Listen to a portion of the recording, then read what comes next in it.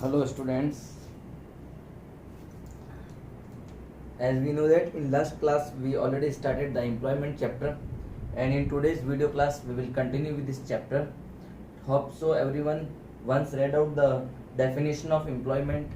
आप सभी स्टूडेंट ने एम्प्लॉयमेंट की डेफिनेशन एक बार पढ़ी होगी और एक बार चैप्टर से गो थ्रू जरूर गए होंगे. चलो आज हम चैप्टर के बेसिक कॉन्सेप्ट्स को डिस्कस करेंगे इस क्लास के अंदर.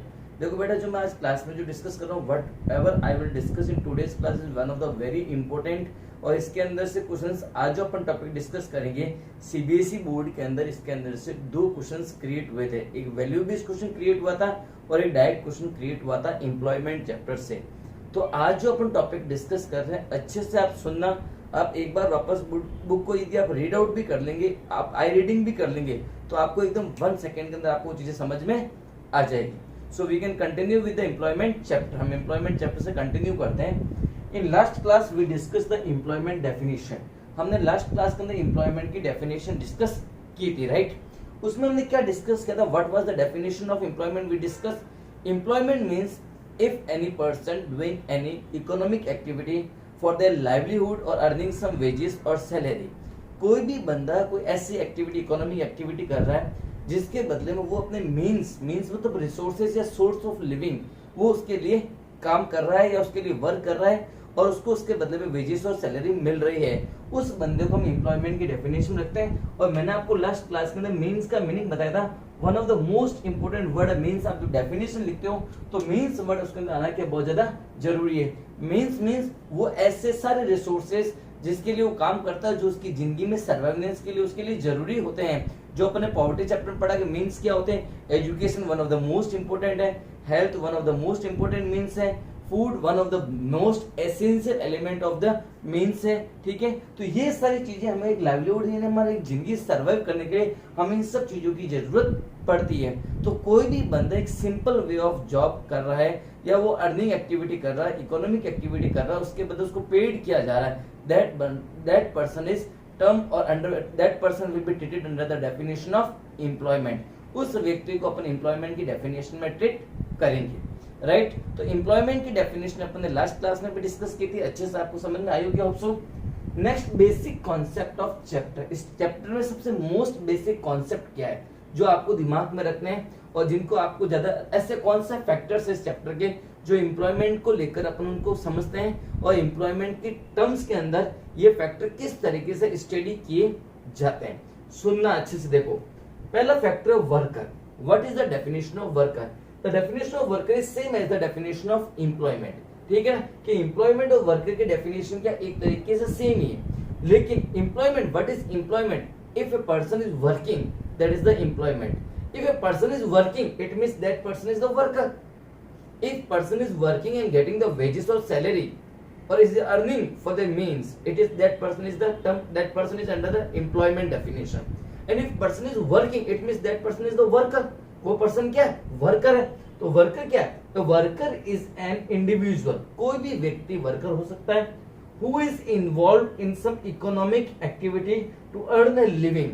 सेम टू सेम डेफिनेशन है कि कोई भी बंदा इकोनॉमिक एक्टिविटी कर रहा है और उसके बदले अपनी लिविंग के लिए, अपनी अर्निंग के लिए वो बंदा इकोनॉमिक एक्टिविटी कर रहा है. वापस मैं इकोनॉमिक एक्टिविटी की डेफिनेशन बताता हूँ. वैसे आपने बिजनेस स्टडीज में डेफिनेशन कई बार पढ़ रखी है. इन you are engaged in any type of activity and in that for that activity you are getting money. उसके लिए आप पैसे कमा रहे हो, you are earning money from that activity and that activity should be legal. That activity is called economic activity. कोई भी ऐसी एक्टिविटी आप करते हो जिसमें आप अर्निंग करने की आपके माइंड इंटेंशन होती है, आप किसी के वेलफेयर के लिए काम नहीं कर रहे हो और वो लीगल एक्टिविटी है, that is called economic activity. आई बात समझ में? तो लीगल एक्टिविटी और इकोनॉमिक एक्टिविटी में कोई बंदा इंगेज है, that person is known as the worker. उस पर्सन को अपन क्या बोलते हैं? वर्कर बोलते हैं. Example, farmers, manager, doctor, teachers, engineer etcetera. कोई भी बंदा वर्कर की डेफिनेशन में आ सकता है. अब देखो, अभी सीबीएसई बोर्ड में क्वेश्चन क्या आया था कि वर्कर क्या वही व्यक्ति होता है? Worker is only that person who is pay who is working under some person, under some entrepreneur, under in some factories and getting wages and salary. क्या वही व्यक्ति वर्कर होगा जिस व्यक्ति को वेजेस एंड सैलरी मिल रही है? क्या उसी को आप वर्कर के डेफिनेशन में रखिए? उनके सिवाय का दूसरा बंदा कोई वर्कर नहीं हो सकता। तो देखो क्वेश्चन क्या है, इज दैट ओनली पर्सन या only that person is a worker who is getting wages and salary bye there employer. क्या वो ही वर्कर होगा, ये क्वेश्चन एग्जाम में बनता है कि जिसको वेजेस एंड सैलरी अपने एम्प्लॉयर से मिलती है, क्या वो ही वर्कर होगा? नहीं, सिर्फ वो वर्कर नहीं होता है, जो सेल्फ एम्प्लॉयड होता है वो भी एक वर्कर होता है। जैसे देखो, generally who are paid by employer are include in the definition of worker, कि जिस बंदे को हमेशा एम्प्लॉयर द्वारा पे किया जाता है उसी को हमेशा वर्कर के डेफिनेशन में रखते हैं, पर ऐसा नहीं है। बट सेल्फ एम्प्लॉयड, जो बंदे सेल्फ एम्प्लॉयड है, they are also called worker. जो बंदे सेल्फ एम्प्लॉयड है, खुद की दुकान चला रहे, खुद का रेस्टोरेंट चला रहे, खुद का बिजनेस चला रहे, they are also the worker. एक तरीके से जो एम्प्लॉयर है, जो अपना बिजनेस रन कर रहा है, वो भी एक वर्कर है, वो भी एक वर्कर। एग्जाम में क्वेश्चन आ जाए कि employer is the worker, yes employer is also worker, they getting profit, वो अपना प्रॉफिट कमा रहा है, मेहनत कर रहा है, उसके बदले प्रॉफिट अर्न कर रहा है। आई बात समझ में? और प्रॉफिट भी एक अर्निंग ही है। आई बात समझ में? तो ये भी एग्जाम में क्वेश्चन आ सकता है कि employer is a worker, yes employer is also the worker. आई बात समझ? जो बंदा चाहे मेंटली काम कर रहा है, बाय मैनुअल वर्क कर रहा है, चाहे फिजिकल काम कर रहा है, उसके बदले उसका इंटेंशन ऑफ माइंड क्या है कि मैं इकोनॉमिक एक्टिविटी कर रहा हूँ, मैं पैसे कमा रहा हूँ, I am earning money for my livelihood, that person is always termed under the definition of employment और वर्कर। आई बात समझ में? फिर सेल्फ एम्प्लॉयड जब वर्ड आता है तो यहाँ पे कुछ बेसिक कॉन्सेप्ट मैं आपको बता रहा हूँ, उन बेसिक कॉन्सेप्ट को बेटा आप ढंग से देखना। सेल्फ एम्प्लॉयड के अंदर या वर्कर की डेफिनेशन के अंदर, क्या वही बंदा हमेशा वर्कर होगा जो डेली काम पे जा रहा है? वर्कर डेफिनेशन सिर्फ उसको इंक्लूड नहीं करती, the person who daily who is going to the work place daily on daily basis, जो वर्किंग प्लेस पे डेली जा रहे हैं। मतलब मैं स्कूल डेली जा रहा हूँ तो मैं वर्कर हूँ, ठीक है ना, मैं काम पे डेली जा रहा हूँ तो मैं वर्कर हूँ, ऐसा कोई जरूरी नहीं है। यदि कोई बंदा स्ट्राइक लॉकआउट की वजह से काम पे नहीं गया जा पाया, उसने उस दिन छुट्टी कर ली, वो उस दिन भी वर्कर है। कोई बंदा सोशल या रिलीजियस फंक्शन की वजह से काम पे नहीं जा पाया, वो भी बंदा उस दिन क्या है? वर्कर है। किसी बंदे को फिजिकली डिसेबल हो गया, बंदा फैक्ट्री में चोट लगने की वजह से काम पे नहीं जा पाया, वो भी बंदा क्या वर्किंग के डेफिनेशन में काउंट किया जाएगा। किसी बंदे को महीने में 3-4 दिन ही काम मिलता है, 5-6 दिन काम मिलता है, तो उस मंथ की डेफिनेशन में वो भी क्या माना जाएगा? वर्कर माना जाएगा। तो it also include worker who temporarily absent from work. क्या लिखा वर्ड? कि जो टेम्परेली एब्सेंट होता है, क्या होता है? ये वर्ड सबसे इंपॉर्टेंट एग्जाम में ये वर्ड लिखना है आपको, temporary absent from the work, जो कभी कभार काम से एब्सेंट रहता है, रेगुलर बेस पे एब्सेंट नहीं रहता है। जैसे एग्जांपल क्या बोला? ड्यू टू इलनेस, बीमार होने की वजह से बुखार आ गया, मैं कल स्कूल नहीं जा पाऊंगा, तो क्या मैं वर्कर नहीं हूँ? मैं एक दिन नहीं गया तो कोई बात नहीं, ठीक है, इलनेस की बीमार होने की वजह से नहीं जा पाया, मैं उस दिन भी क्या हूँ? वर्कर हूँ। इंजरी, कोई चोट लग गई, यहाँ से मतलब काम पे जा रहा बंदा, रास्ते के अंदर एक्सीडेंट हो गया, गिर गया, चोट लगी, हॉस्पिटल जाना पड़ता, वो काम पे नहीं गया, उस दिन उसने कमाई नहीं की। कई लोग जो डेली बेसिस पे कमाते हैं, पर डे काम पे जाते हैं, रोज के 1000 रुपए 1000 रुपीज कमा के लाते हैं, और उस दिन काम पे नहीं जा पाए, बोल रहा आज तो मैं काम पे गया ही नहीं, आज तो मैं बेरोजगार हूँ। नहीं, वो बेरोजगार नहीं है, वो उस दिन अनएम्प्लॉयड नहीं है, वो उस दिन भी एम्प्लॉयड माना जाएगा, क्योंकि किसी वजह से वो काम पर नहीं जा पाया, ठीक है ना। फिजिकल डिसेबिलिटी, ठीक है, डिसेबल हो गया बंदा, हाथ टूट गया, मतलब ठीक है ना, पाँव में फ्रैक्चर आ गया, अब चल फिर नहीं सकता है, कुछ दिन के लिए काम पे 2-3 महीने के लिए काम पे नहीं जा सकता है, वो उस टाइम भी क्या है? वर्कर है, क्योंकि किसी वजह उसके पास काम है पर किसी वजह से वो काम पे नहीं जा पा रहा है, सोशल और रिलीजियस फंक्शन की वजह से। कोई बंदा जैसे घर में बेटी की शादी है, बहन की शादी है, तो उस वजह से भी कई बार लोग काम पे महीने भर या 10-15 दिन लोग नहीं जा पाते हैं, लेकिन वो उस वक्त भी क्या वर्कर की डेफिनेशन में काउंट किए जाएंगे। नेक्स्ट है nature of employment India. India में किस तरह का एम्प्लॉयमेंट है? इंडिया में किस तरह का एम्प्लॉयमेंट है? इंडिया में एम्प्लॉयमेंट का स्ट्रक्चर क्या है? इंडिया के अंदर एम्प्लॉयमेंट का किस तरीके से एक ढांचा बना हुआ है या स्ट्रक्चर बना हुआ है, या किस नेचर का एम्प्लॉयमेंट है? यहाँ पे एम्प्लॉयमेंट को किस तरीके से ट्रीट किया जाता है या देखा जाता है? तो देखो, सम वर्कर गेट वर्क। हिंदुस्तान में, इंडिया में क्या सिस्टम है? किसी बंदे को पूरे साल भर काम मिले। कई लोग ऐसे जिनको फुल टाइम वर्क मिलता है कि यार कभी एक छुट्टी मिल जाए, थोड़े दिन आराम कर लूं, ठीक है ना, मुश्किल मतलब एक दिन मिल जाए, एक संडे मिल जाए, ठीक है ना, मतलब उनको एक दिन भी छुट्टी नहीं मिलती है। एक दिन भी ऐसा नहीं होता है जिस दिन वो काम पर नहीं जाते हैं, और जिस दिन अमाउस आती है उस दिन वो बहुत खुश होता है कि भाई आज तो अमाउस है, आज तो काम पे नहीं जाना पड़ेगा, आज फुल डे मैं क्या करूंगा? रेस्ट करूंगा। तो किसी को तो फुल पूरा 365 के दिन 365 डेज उनको काम मिलता है। तो लॉकडाउन है, अच्छा हुआ 3 महीने उनको आराम दे दिया, ना पता नहीं उनकी क्या हालत होती, पता नहीं कितना पैसा कमाएंगे यार। ऐसा भी पैसों के पीछे मत पड़ो भाई, आराम भी मतलब जब तक बॉडी फिट नहीं रहेगी, जब तक आप मेंटली और फिजिकली फिट नहीं रहेंगे, ऐसा काम किया भी कोई मतलब नहीं है। तो पढ़ाई भी उतनी करो जितना इंटरेस्ट है। इसलिए मैं तो वीडियो सिर्फ 20 to 25 मिनट्स के वीडियो बनाता हूँ ताकि आप इनको आराम से इंटरेस्ट से देखें आप, ठीक है ना, और आराम से समझे। तो कोई बड़ा वीडियो मैं नहीं बना रहा हूँ, आप आराम से देखो, क्योंकि काम कम लेकिन अच्छा काम होना चाहिए। तो पढ़ाई आप भले घंटा भर कीजिए लेकिन अच्छे से उसको पढ़ाई को कीजिए, ठीक है ना। तो देखो इंडिया में किसी को तो फुल टाइम डेली बेसिस पे रोज काम मिल रहा है। कई लोग ऐसे होते हैं जिनको 12 महीने 12 मंथ्स में सिर्फ 3-4 महीने काम मिलता है, या 365 डेज में मुश्किल से उनको 180 डेज काम मिल रहा है, जैसे नरेगा के अंदर। भाई सरकार नरेगा चलाती है ना गाँव में, जिसको फेमिन बोलते हैं अपन, ठीक है ना, तो उनको कुछ टाइम ही रोजगार मिलता है। 365 डेज कंप्लीट एम्प्लॉयमेंट नहीं मिलता है, लेकिन फिर भी उनको एम्प्लॉयड माना जाता है। कहा जाता है 365 डेज में किसी बंदे को सिंगल डे भी वर्क मिल रहा है, 2 दिन भी काम मिल रहा है, 1 महीना भी काम मिल रहा है, उसको भी हमारे इंडिया में एम्प्लॉयमेंट की डेफिनेशन में काउंट कर लेते हैं कि दैट पर्सन इज एम्प्लॉयड। पूरे दिन के अंदर बंदे ने आधे घंटे काम किया तो उसको फुल डे एम्प्लॉयड मान लेते हैं पर्सन को, ठीक है। ऐसी डेफिनेशन भी इंडिया में दे रखी है भाई, ठीक है ना। तो कई लोगों को फुल मतलब पूरे साल काम मिलता है, कई लोगों को फ्यू मंथ्स काम मिलता है, फ्यू डेज ही काम मिलता है, ठीक है ना। और कई लोग ऐसे होते हैं, many workers do not gate fair wages. सबसे इंपॉर्टेंट पॉइंट ये वाला है कि इंडिया के अंदर कई लोग अपने आप को ऐसे भी समझते हैं कि मैं अनएम्प्लॉयड हूँ, जबकि वो अर्निंग कर रहे हैं। क्यों? जैसे मान लो एक बंदा सीए बन गया, उसको लगता है यार मैं सीए बनने में पहले अटेम्प्ट के अंदर मैं सीए बना हूं, मैं फर्स्ट अटेम्प्ट के अंदर मैं पास हुआ हूं, तो मुझे लगभग, मैं जोधपुर में रहता हूं तो मुझे करीबन 50 to 60,000 मुझे सैलरी मिलनी चाहिए। लेकिन वो जोधपुर में रहकर that person is just earning 20,000। क्या वो फील करेगा कि मैं एम्प्लॉयड हूँ? मेरे हिसाब से वो फील नहीं करेगा मैं एम्प्लॉयड हूँ। किसी बंदे ने बहुत अच्छी जगह से इंजीनियरिंग कर रखी है, गवर्नमेंट कॉलेज से इंजीनियरिंग, आईआईटी इंजीनियरिंग कर रखी है, उसने एक्सपेक्ट किया कि मेरी नॉलेज के अकॉर्डिंग मुझे 20 लाख का पैकेज ईयरली मिलना चाहिए, उसको जस्ट 5 to 6 लाख का पैकेज मिल रहा है। क्या वो अर्निंग कर रहा? उसके दिमाग में एक्सपेक्टेशन कि I am not earning good, मैं अच्छा नहीं कमा रहा हूँ, लेकिन मेरी कैपेसिटी के अकॉर्डिंग, मेरे पावर के अकॉर्डिंग मैं अर्निंग नहीं कर रहा। तो वो अर्निंग करते हुए भी कई बार अपने आपको अनएम्प्लॉयड समझते हैं। तो मैंने कुछ आपको मोस्ट इंपोर्टेंट चीजें मैंने आपको डिस्कस की, एक बार आप बोर्ड पे सभी ने देखो और अच्छे से समझो कि जो मैंने डिस्कस किया आपको क्या क्लियरली समझ में आया। एक एक डेफिनेशन को एक बार ढंग से रीड कर लो, ठीक है ना।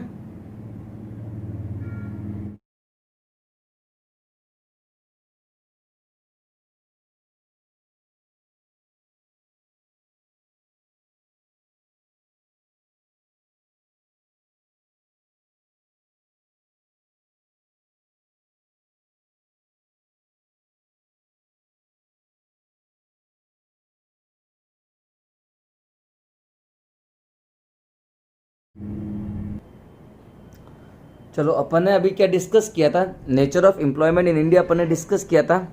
अब अपन number of workers in India we will discuss. India के अंदर वर्कर्स कितने हैं और किस प्रोपोर्शन में इंडिया के अंदर वर्कर है। बहुत इंपॉर्टेंट पॉइंट है, सिर्फ 3 पॉइंट है इसके अंदर और बहुत अच्छे से अपन समझते हैं। देखो number of workers in India as per the report of 1999-2000, जो 1999 और 2000 का जो रिपोर्ट है उसके according total number of worker in India 400 million. कितने? इंडिया में टोटल वर्कर 400 मिलियन वर्कर्स थे। लेकिन ये बोल रहा है from the 400 million worker the majority of workers belong to the rural areas. कि अधिकतर जो वर्कर थे वो रूरल सेक्टर से बिलोंग करते थे, यानी टोटल प्रोपोर्शन ऑफ जो वर्कर थे उसमें 3/4 वर्कर रूरल सेक्टर में, यानी काम करने की जनसंख्या ज्यादातर गांवों से बिलोंग करते थे। रूरल सेक्टर टोटल पॉपुलेशन जो 400 मिलियन वर्कर थे उसका 3/4 रूरल सेक्टर से बिलोंग करता था। और अपन कह सकते सिर्फ 1/4 एरिया में 25% क्या अर्बन एरिया में लोग वर्कर थे। इसका रीजन क्या कि गांव में ज्यादा वर्कर और शहर में कम वर्कर, यानी रूरल सेक्टर में मेजॉरिटी ऑफ वर्किंग ज्यादा थी और अर्बन सेक्टर में मेजॉरिटी ऑफ वर्किंग कम थी। इसका रीजन क्या? इसका रीजन यह है कि ये बोल रहा है कि गांव के अंदर फीमेल का वर्किंग पावर क्या है, पार्टिसिपेशन क्या है, ज्यादा है। यानी गांव में जितना मेल काम करते हैं उतना पार्टिसिपेशन अपन कह सकते हैं फीमेल का पार्टिसिपेशन भी ज्यादा है। लेकिन शहर के अंदर पार्टिसिपेशन मेल का ज्यादा है, ठीक है ना। आई बात समझ? इस वजह से यहाँ पे प्रोपोर्शन ऑफ वर्किंग क्या है, कम है, या प्रोपोर्शन ऑफ वर्कर क्या है, कम है as compare to rural sector. तो देखो 70% मेल वर्कर्स, ये बोल रहा है कि जितने भी अपने इंडिया में एम्प्लॉयमेंट है ना उसमें 70% लोग काम कौन करते हैं, मेल है। यानी ओवरऑल वर्किंग रेशियो के अंदर फीमेल का वैसे पार्टिसिपेशन कम है, लेकिन मैंने यहाँ क्या बताया, रूरल वर्किंग इस रूरल में गांव के वर्कर्स ज्यादा और शहर के वर्कर्स क्या कम है, क्योंकि यहाँ पे मेल फीमेल दोनों की वर्किंग कंट्रीब्यूशन है। आई बात समझ में? यहाँ पे सिर्फ मेल का कंट्रीब्यूशन क्या ज्यादा है। आई बात समझ में? लेकिन ये बोल रहा है, सेकेंड पॉइंट बोल रहा है कि 70% नहीं, 400 मिलियन में से 70% मेल वर्कर्स है और 400 मिलियन का 30% क्या है, फीमेल वर्कर है। आई बात समझ में? इन 120 मिलियन फीमेल वर्कर और रिमेनिंग क्या है, मेल वर्कर्स है। आई बात समझ में? रूरल एरिया की बात करते हैं। रूरल एरिया में वर्किंग रेशियो ज्यादा क्यों है? क्योंकि वहां पे फीमेल का पार्टिसिपेशन क्या है, बहुत ज्यादा है। अब फीमेल का पार्टिसिपेशन अकॉर्डिंग टू क्या बोल रहा है कि 1/3 पार्टिसिपेशन क्या है, फीमेल का है। रूरल सेक्टर के अंदर 1/3 यानी जो टोटल पॉपुलेशन काम करती है उसमें 33.33% फीमेल का कंट्रीब्यूशन है और 66.67% मेल का कंट्रीब्यूशन है। जबकि यहाँ पे कितना है, यहाँ पे 33.33% फीमेल का कंट्रीब्यूशन है, लेकिन अर्बन एरिया के अंदर जस्ट 20%। कितना? 20%, यानी करीबन 13% क्या है, रूरल सेक्टर से अर्बन सेक्टर में फीमेल क्या करती है, वर्क कम करती है। तो रूरल सेक्टर में फीमेल का पार्टिसिपेशन किस तरीके से है? एक बहुत बड़ा बीच में इशू क्रिएट हुआ था कि जो वर्किंग वुमेन्स है गांव के अंदर वो वर्कर में काउंट नहीं की जा सकती है, क्योंकि उनको कैश पेमेंट नहीं मिलता, क्योंकि वो काम कर, जैसे कुकिंग का काम हो गया, ठीक है ना, या मान लो खेती का काम, फार्मिंग वर्क हो गया, तो उनको कोई तरह का कैश पेमेंट नहीं मिलता। वो अपने खुद के खेत में काम करती है, वो वर्कर है, वर्किंग कर रही है, लेकिन उनको डायरेक्टली कोई पेमेंट नहीं दिया जाता। दूसरों के खेत में काम करने जाती है तो उनको उसके बदले में, काम के बदले में बार्टर सिस्टम जैसे वर्क होता है। उनको ग्रेन्स मिलते हैं, खाने का अनाज मिल जाता है। जैसे मान लो सब्जी की कटाई के लिए जा रही है, सब्जी मिल जाती है उनको, ठीक है। गेहूं की कटाई करने के लिए जाती है, उनको गेहूं दे दिया जाता है। चावल की कटाई करने जाते हैं, उनको चावल दे दिया जाता है। काम के बदले में उनको फूड ग्रेन्स प्रोवाइड कर दिए जाते हैं, उनको कैश अमाउंट कुछ भी नहीं मिलता है। तो कई बार कुछ जगह पे कुछ बुक्स उसको डेफिनेशन, वर्कर के डेफिनेशन में जो वुमेन्स वर्किंग करे विलेज सेक्टर में उनको इंक्लूड नहीं करती है।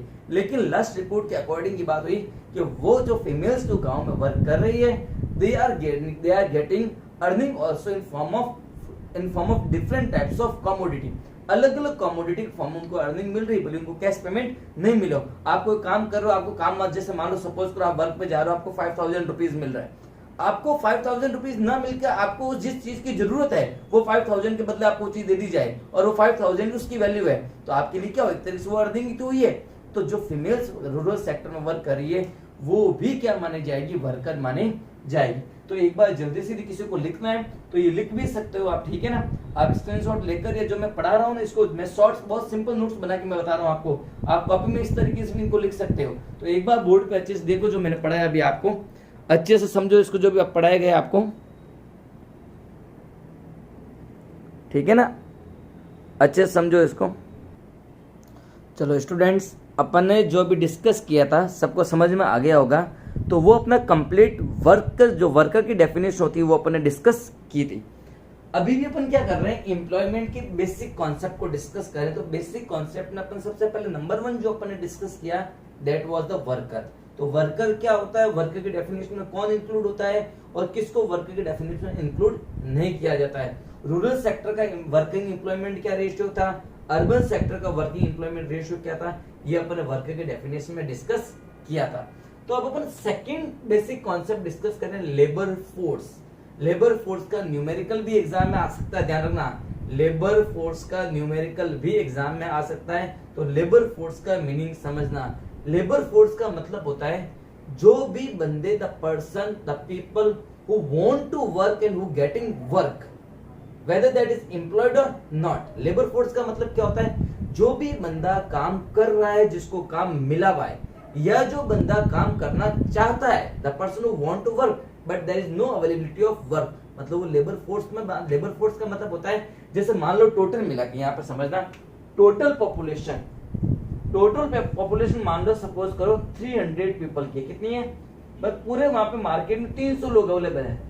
300 में से मान लो सपोज करो आप एग्जांपल ले लो 200 पर्सन को वर्क अवेलेबल है। क्या है, टोटल मिला कितने 300 पीपल है, उसमें से 200 पर्सन को वर्क अवेलेबल, उनको काम मिल रहा है। तो ये तो क्या है, लेबर फोर्स वही है। प्लस जो रिमेनिंग बच गए 100 पीपल वांट टू वर्क, ठीक है, ये लोग काम करना चाहते हैं लेकिन काम है नहीं, तो ये भी क्या माने जाएंगे। तो टोटल मिलाकर लेबर फोर्स की डेफिनेशन में क्या होगा, तो यहाँ पे देखो मैंने क्या लिखा, लेबर पर्सन में लेबर फोर्स की डेफिनेशन क्या लिखा मैंने, पर्सन वर्किंग, जो लोग काम कर रहे हैं, plus person want to work, जो काम करना चाहते हैं लेकिन उनके पास में काम है नहीं, तो लेबर फोर्स में माना जाएगा। तो लेबर फोर्स का मतलब है कि आपके पास में टोटल कितने लोग हैं जो काम पे आना चाहते हैं या काम करना चाहते हैं, that is called labour force. तो क्या लिखा, all those person who are working, जो काम कर रहा है, एंड वांट टू वर्क, और वो काम करना चाहता है, तो बंदा लेबर फोर्स की डेफिनेशन में काउंट किया जाएगा। जैसे बोले what is the work force of Jodhpur, तो जोधपुर का वर्क फोर्स कितना है, तो हम बोलेंगे करीबन टोटल पॉपुलेशन 1000 है, तो 1000 में से नियर अबाउट 90% हमारा वर्क फोर्स है, 900 पीपल काम करने योग्य है, वो काम करना चाहते हैं या काम कर रहे हैं, तो लेबर फोर्स की डेफिनेशन में काउंट किया जाएगा। आई बात समझ में। तो लेबर फोर्स का फॉर्मूला क्या है, पर्सन वर्किंग, जिनको काम मिला हुआ है। मैंने वहां एग्जांपल क्या लिखा, 200। Person want to work but there is no work, 100%। तो यहाँ पे क्या आ गया, इसमें तो आ गया आपके 200 प्लस इसमें क्या आ जाएगा 100, टोटल मिला के 300 क्या हो गया, लेबर फोर्स हो गया। आई बात समझ में। नेक्स्ट इंपॉर्टेंट पॉइंट है, following are not included, following are not included in labour force. कौन से लोग हैं जिनको आप लेबर फोर्स में नहीं काउंट कर सकते हो, यानी उनको लेबर में काउंट नहीं कर सकते हो, वो काम कर रहा है या नहीं कर रहा है, लेकिन उनकी लेबर फोर्स की डेफिनेशन को काउंट नहीं किया जाता है। ओल्ड एज, जो 60 प्लस ईयर के हैं, 60 साल से ऊपर है, वो लेबर फोर्स की डेफिनेशन में काउंट नहीं होते हैं। बिलो 15 इयर्स चाइल्ड, 15 साल से कोई छोटा बच्चा है, वो लेबर चाइल्ड माना जाएगा, चाइल्ड लेबर में काउंट किया जाएगा, तो उस बंदे को लेबर फोर्स की डेफिनेशन में काउंट नहीं करते हैं। कोई बंदा हैंडीकैप है, वो काम करने योग्य नहीं, कैपेबिलिटी नहीं उसकी काम करने की, वो कभी बंदा लेबर फोर्स की डेफिनेशन में काउंट नहीं किया जाएगा। ऐसे लोग पूरे दिन बैठे बैठे पबजी खेलते रहते हैं। कितने आपके फ्रेंड है जो सुबह 9 बजे से लेके रात को 2-3 बजे तक क्या करते हैं, पबजी गेम खेलते हैं। काम है, काम में जाना चाहिए उनको, पर वो काम पे जाना नहीं चाहते हैं, तो वो काम करना ही नहीं चाहते हैं, वो वर्क में इंगेज ही नहीं होना चाहते हैं, तो लेबर फोर्स में पबजी खेलने वाले बंदे लेबर फोर्स में काउंट नहीं होते हैं। यानी वर्क अवेलेबिलिटी है but person don't want to work या do not want to work, उसको काम पे नहीं जाना है, तो लेबर फोर्स की डेफिनेशन में काउंट नहीं किया जाता है। नेक्स्ट, काम है, जैसे मान लो मेरे एक फ्रेंड है, वो मुझे बोलता है हर बार कि पुखराज यार कोई काम हो तो दिलाना मुझे, पुखराज कहीं काम हो तो मुझे दिलाना। एक दिन मैंने फोन किया, मैंने कहा ले भाई काम है, टाइपिस्ट का काम है, आज इस काम पे तुझे 8-9 हजार रुपए सैलरी मिल जाएगी। कि नहीं यार अभी तो मैं गांव गया हुआ हूँ, अभी तो मैं कोई फ्रेंड के साथ घूमने गया हुआ हूँ, अभी मैं कोई फंक्शन में गया हुआ हूँ। यानी काम अवेलेबल है लेकिन वो काम पर खुद अवेलेबल नहीं है। सुनना एग्जाम्पल क्या लिखा, वो are not available for work, जो काम के लिए अवेलेबल नहीं है, काम करना चाहता है लेकिन काम पे आना नहीं चाहता है, वो भी लेबर फोर्स की डेफिनेशन में काउंट नहीं किया जाएगा। आज आपका होमवर्क है, अब वर्कर की डेफिनेशन ढंग से पढ़ेंगे प्लस आप लेबर फोर्स की डेफिनेशन ढंग से पढ़ेंगे। ये 2 काम आपके सबसे इंपॉर्टेंट है जो आज आपको डिस्कस करने हैं। तो बेसिक कॉन्सेप्ट के अंदर बेटा मैंने आपको 2 चीजें बताई, एक तो वर्कर क्या होता है, एक लेबर फोर्स क्या होता है, और नेक्स्ट क्लास में अपन डिस्कस करेंगे लेबर पार्टिसिपेशन, लेबर का पार्टिसिपेशन रेशियो इंडिया में क्या है, ये अपन 3rd point discuss next class के अंदर करेंगे। ओके डियर, समझ में आया आपको सबको अच्छे से? Thank you so much.